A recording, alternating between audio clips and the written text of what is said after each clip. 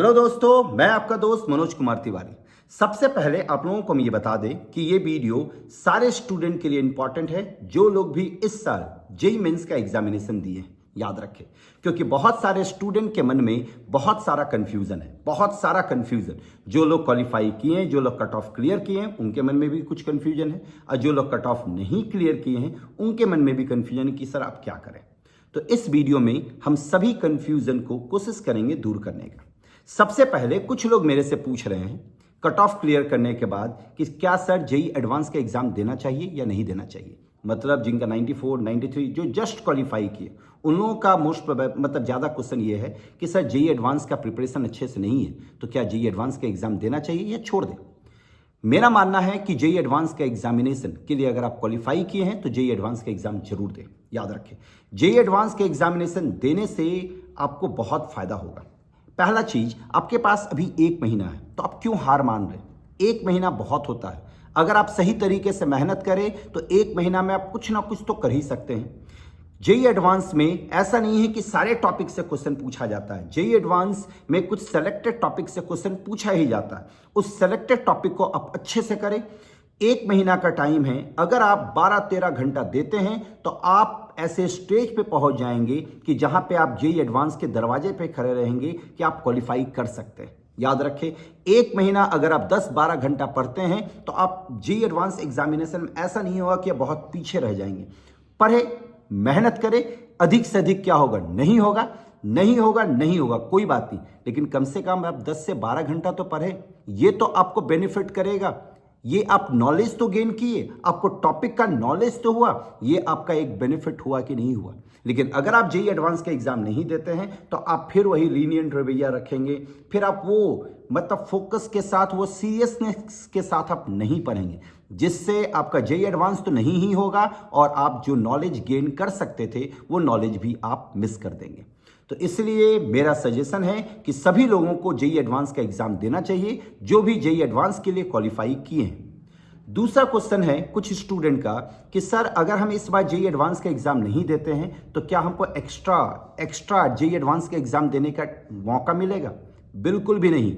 आप JEE advance exam maximum 2 बार दे सकते हैं, एक 12th अपीयरिंग में और दूसरा एक साथ ड्रॉप लेके। याद रखें, आप जेईई एडवांस का एग्जाम मैक्सिमम 2 बार दे सकते हैं, एक 12th अपीयरिंग में और दूसरा एक साथ ड्रॉप लेके। जो स्टूडेंट एक साथ ड्रॉप ऑलरेडी ले चुके हैं वो लोग अब नेक्स्ट ईयर जेईई एडवांस का एग्जाम नहीं दे सकते, क्योंकि कुछ ड्रॉपर का ये कंफ्यूजन है कि सर हम फिर नेक्स्ट ईयर क्या ड्रॉप लेके फिर हम जेईई एडवांस का एग्जाम दे सकते हैं। नहीं, आप अगर इस साल ऑलरेडी ड्रॉप ले चुके हैं और उसके बाद फिर आप नेक्स्ट ईयर ड्रॉप लेने का सोच रहे हैं तो आप जेईई एडवांस के लिए मतलब आईआईटी के लिए एलिजिबल नहीं है, आप केवल एनआईटी के कॉलेज के लिए एलिजिबल होंगे। याद रखें, हाँ, अपीयरिंग में अगर कोई बंदा एडवांस का एग्जाम नहीं भी देता है ना तो वो भी मैक्सिमम एक नेक्स्ट ईयर एक साथ ड्रॉप लेके ही वो जेईई एडवांस का एग्जाम दे सकता है। मतलब इन शॉर्ट कि कोई भी स्टूडेंट केवल 2 बार जेईई एडवांस का एग्जाम देने का ऑप्शन है, एक 12th अपीयरिंग में और एक साथ ड्रॉप लेने के बाद। उसके बाद उसके पास जेईई एडवांस का ऑप्शन अवेलेबल नहीं है। हाँ, वो जेईई मेंस का एग्जाम दे सकते हैं, एनआईटी के लिए वो केवल एलिजिबल होंगे। लेकिन मेरा सजेशन है कि अगर आप एक साथ ड्रॉप लिए हैं तो दूसरा साथ ड्रॉप नहीं लें,